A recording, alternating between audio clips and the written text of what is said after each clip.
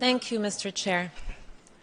Given that a number of states have spoken about Palestine directly, we have prepared 3 replies, which we will read one after the other, and we kindly ask for your indulgence in that regard.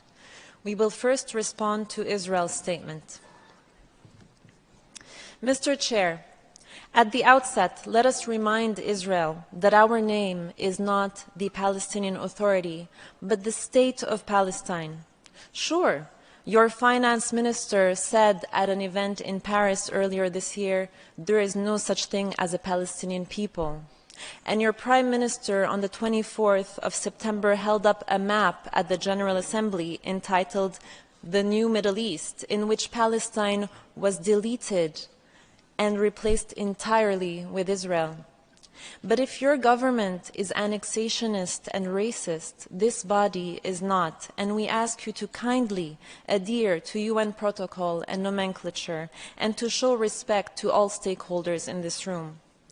Let us also remind the Israeli delegate that the lack of rules of procedure for this meeting does not give carte blanche to lose all sense of decorum when speaking to interlocutors in this room. To the other states and civil society in the room, let me simplify Israel's statement for you. Other than throwing insults around and making grave, baseless accusations, Israel said something that should make all of you shudder. It effectively said, I can kill any and every person in Gaza. The 2.3 million people in Gaza are either terrorists or terrorist sympathizers or human shields, and are therefore legitimate targets. Every person, according to Israel, falls into one of these 3 categories: a child, a journalist, a doctor, a UN staff, a newborn baby in an incubator.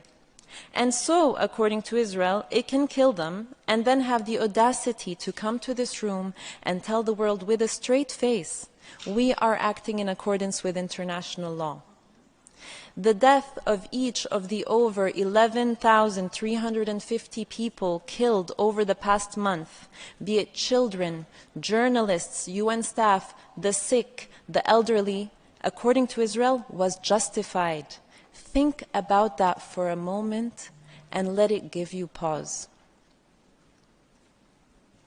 Anyone espousing this warped logic has no shred of humanity, no sense of morality, and no knowledge of legality. But guess what? Your carpet explanation for carpet bombing will not fly. People are not fools. The people in this room are seasoned diplomats who are well-read, have a knowledge of history, and many of whom have seen your government make the same arguments during your 6 previous military aggressions on Gaza in the past 15 years.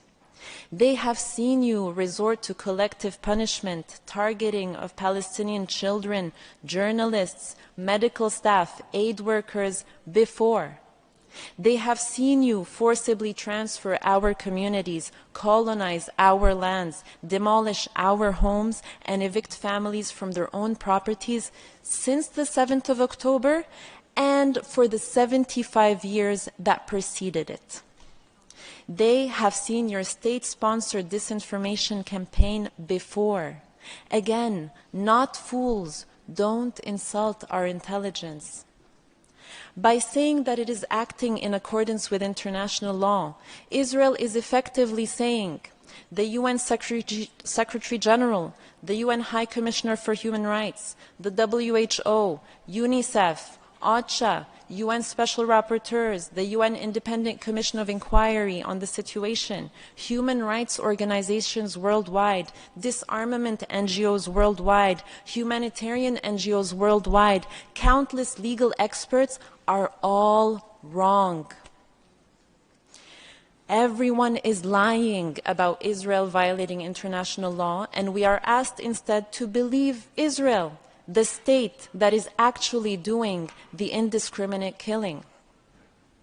It is interesting that by saying even wars have rules, Israel quoted the very same UN Secretary General whose resignation it has called for because he dared to say that Israel has a history of occupying Palestinian land. The dissonance of hearing the Israeli representative talk about wars having rules as it commits genocide and breaches every rule in the book live on our TV screens is quite something.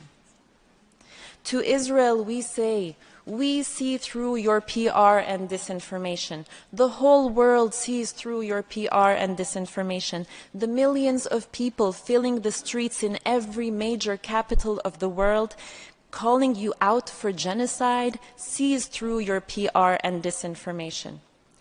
Perhaps you think that with your incendiary rhetoric, we will all forget the incitement, the declarations and acts of Israeli officials, the people you represent, to wipe out Gaza, to drop a nuclear bomb on the Palestinian people, to destroy the human animals and children of darkness.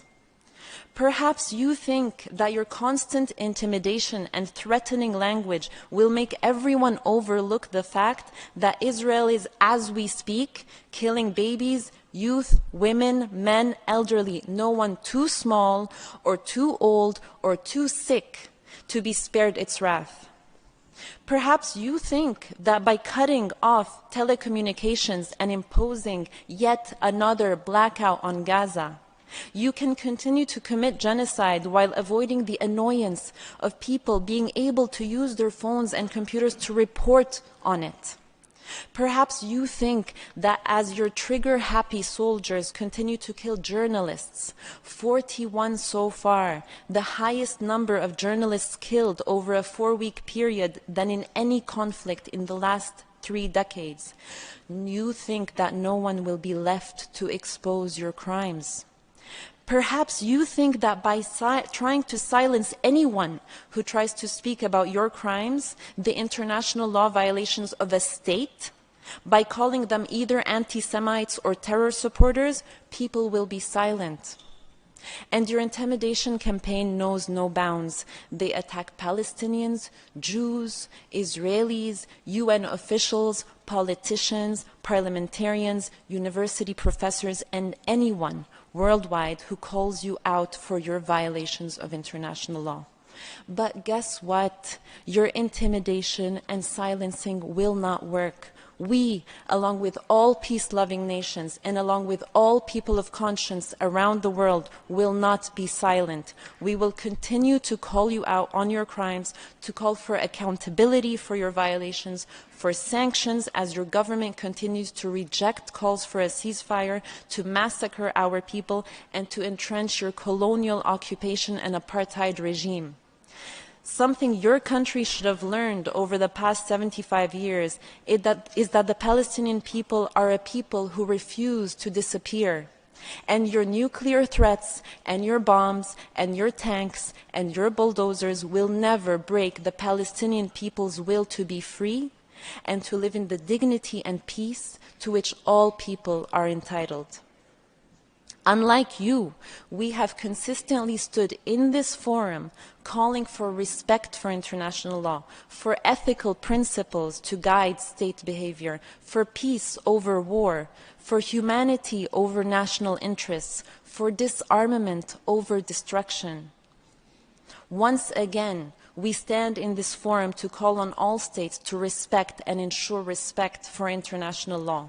Let the law be the measure by which all are judged, not propaganda and hateful, biased spin steeped in racism. And to Israel's absurd assertion that Palestinians have a problem with people of Jewish faith, and give the impression that this is a religious conflict, let us say it loud and clear, this is not and has never been about religion. Had the occupiers of our land or the violators of our rights been Muslim, Christian, Buddhist, Hindu, atheist, or of any other conviction, we would have called them out all the same. Palestine has always been multiracial, multi-ethnic, and multi-religious. People of Jewish faith have lived in historic Palestine as Palestinians for centuries. We consider them to be our brothers and sisters. And since the memory of the Holocaust has been invoked, let us also say loud and clear, we have the greatest of solidarity with both the victims and survivors of the Holocaust. It was not Palestinians that committed that horrific genocide, but the fascist forces that spawned from Europe. And it is unconscionable that a number of European leaders are again beating the drum as another genocide is now underway in Gaza. We are united with those hundreds of thousands of Jews around the world, including from organizations like Jewish Voice for Peace, If Not Now, Na'amod UK, who are calling out this genocide and chanting in the streets of New York, London, Paris, Berlin, Sydney, Toronto, and all major Western cities so that their governments can hear. Not in our name, end the genocide in Gaza. With them, we stand together to end this pain and suffering. Together, we will not allow this to happen. Never again is now.